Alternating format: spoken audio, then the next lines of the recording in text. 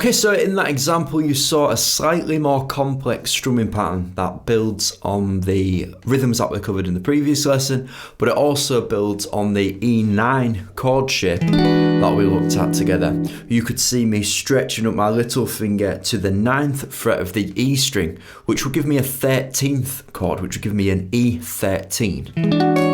Again, another James Brown inspired funk chord that's used in a lot of his tracks, especially this blend between 13th and 9th chord. We can even chromatically slide into them.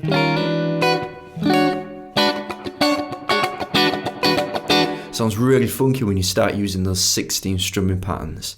But the example that we have, for any 16th note strumming, we're going to use the 13th note. If we are using a crotchet rhythm or an 8th, that 1 and 2 and rhythm, we're going to be using just the E9 chord shape.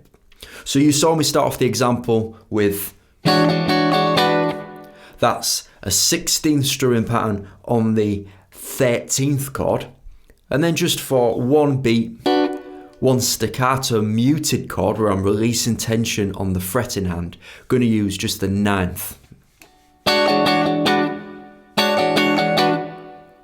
That was the first bar of the strumming pattern played at the start of this video.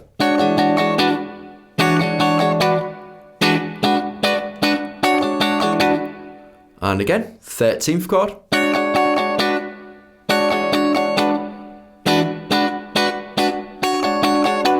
And in the start of the video you saw me repeat that chord progression 4 times, so you can see it can be looped and repeated over and over again.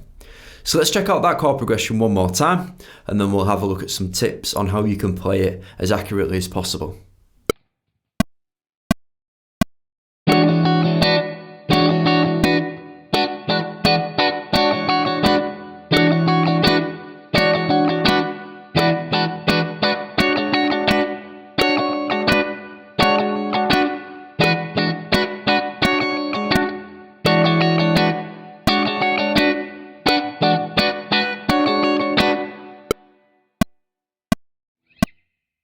Okay guys, so as we said in the previous video, we need to try and make sure that we're tapping our foot in time with the metronome click, and we're really focusing in on that metronome click to make sure that our strumming is in time. The stretch up to the 9th fret is quite a stretch if you're not used to it, and then you need to quickly release this note here so we can play the original E9 chord shape for that one staccato, quite sharp and quite loud beat.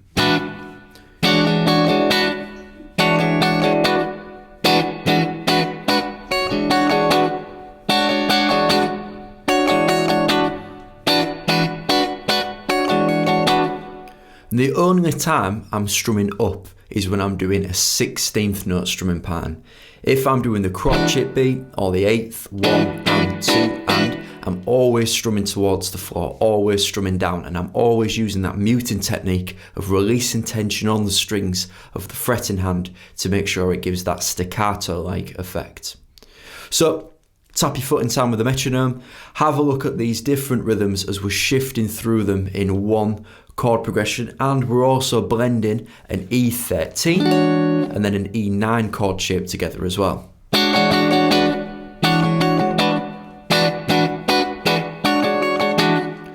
Have fun with that, and I'll see you in the next lesson.